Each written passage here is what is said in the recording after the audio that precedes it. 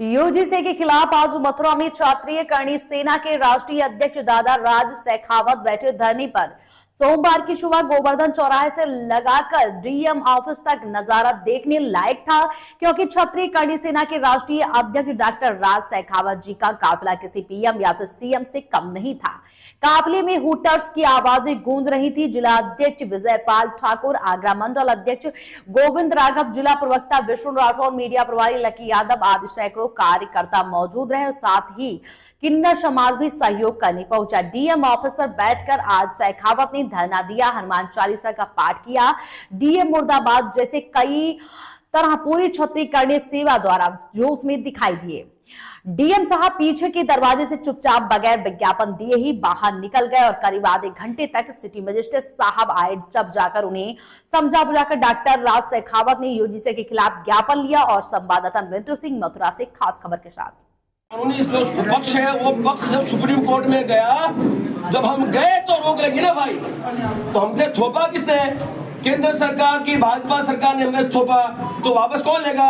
केंद्र की भाजपा सरकार लेगी। तो सरकार ने इसमें क्या किया ये बताया आप। तो भाई हम पे ऐसा एक थोप दिया जिसमें हम अपराधी घोषित हो गए और सुप्रीम कोर्ट में हम गए, हमने जाकर रिट डाली और हमें स्टे मिला।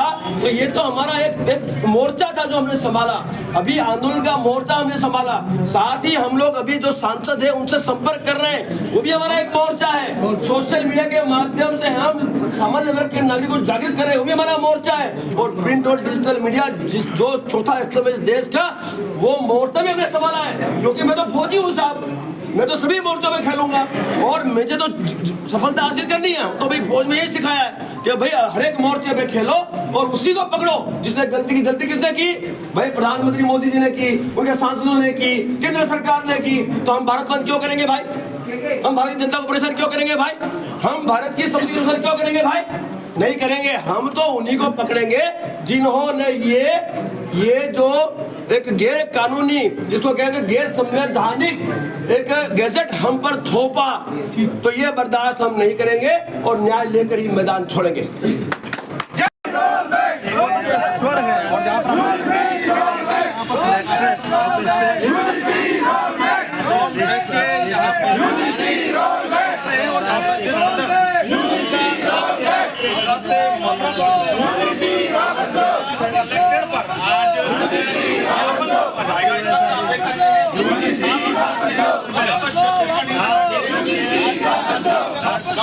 योगी पीछे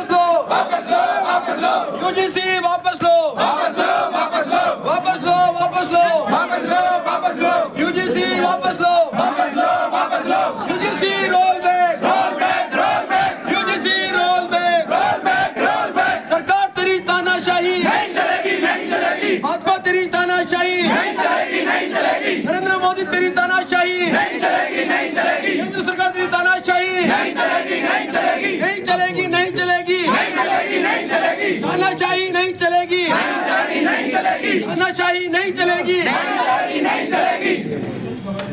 आज हम सब लोग इस काले कानून का जो विरोध है, जो शिक्षा का एक ऐसा मंदिर होता है जिस मंदिर के साथ समभाव समदृष्टि के साथ सारे लोग पढ़ते हैं, यह वो मंदिर है जिसमें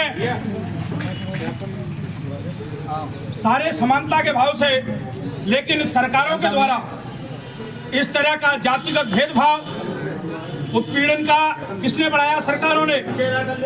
जातिवाद को किसने बांटा? सरकारों ने। ऐसा क्या कारण है कि बिना किसी की मांग के, बिना जांच किए हुए सरकारों ने ये थोपा है? तो हम नहीं चाहते हैं कि इस तरह का बिना किसी जांच के, बिना किसी मांग के, बिना किसी संवैधानिक अधिकार उसके तहत इन्होंने थोपा गया ये कानून हमें नहीं चाहिए।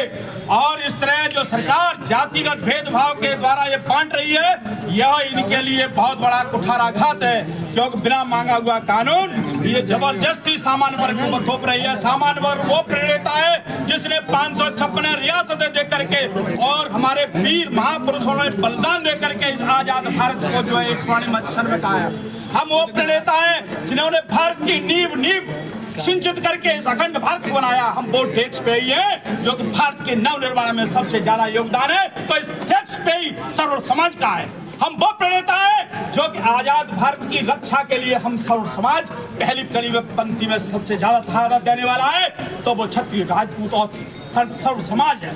क्या कारण है इस देश का, जब एक अच्छा भारत बनाने की कोशिश कर रहे हैं और सरकार इसमें जातिगत विविधता के छौक में अंधकार में डाल रही है। ये सरकार की तानाशाही और सरकार की बर्बरता बिल्कुल नहीं समझ। हम लोग सहिष्णुता के पुजारी हैं। सामान्य वो वर्ग है जो कि एक फूलों की माला की तरह हम इस भारत को सजोना चाहते हैं, तो ये सरकार जातिगत भेदभाव में बांटना चाहती है। हम इन सरकारों को नहीं करने देंगे।